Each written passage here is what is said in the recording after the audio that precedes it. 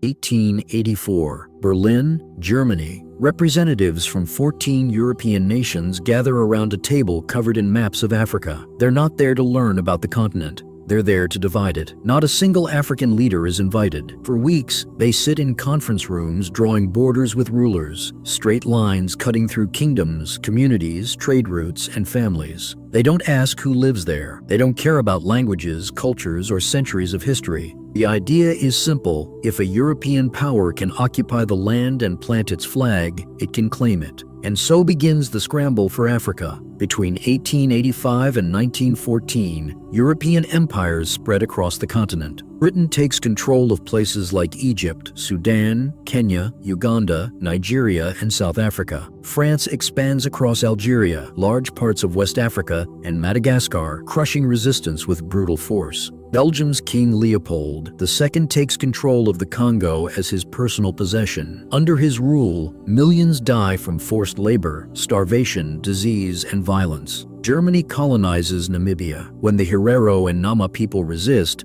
German forces respond with extermination orders. Most of the Herero population is wiped out. Italy invades Ethiopia years later, using chemical weapons during the conflict. Portugal tightens its grip on Angola and Mozambique, enforcing harsh systems of forced labor and repression. Across Africa, resistance grows. Wars break out again and again. The Ashanti Wars, the Maji Maji Rebellion, the Matabele Wars, and many others. African fighters, often armed with older weapons, face European armies equipped with machine guns and modern artillery. By 1914, nearly 90% of Africa is under European colonial rule. But the impact of those borders doesn't end there. Many of the lines drawn in Berlin still exist today. In some places, entire ethnic groups were split apart. In others, rival communities were forced into the same country without consent. In Rwanda and Burundi, colonial policies deepened divisions between Hutu and Tutsi communities, tensions that would later contribute to the 1994 genocide. In Sudan, different ethnic and religious groups were merged into one colony under British rule, leading to decades of conflict and eventually the country splitting in two in 2011. Somalis were divided across multiple colonies and modern borders, creating tensions that still affect the region today. Nigeria, home to hundreds of ethnic groups, was formed by combining very different regions into one colonial state. Decades later, the Biafran War would leave millions dead. For many historians, the borders drawn during the Berlin Conference shaped generations of instability, conflict, and division across the continent. Lines drawn in European meeting rooms would go on to affect millions of lives long after colonial rule officially ended.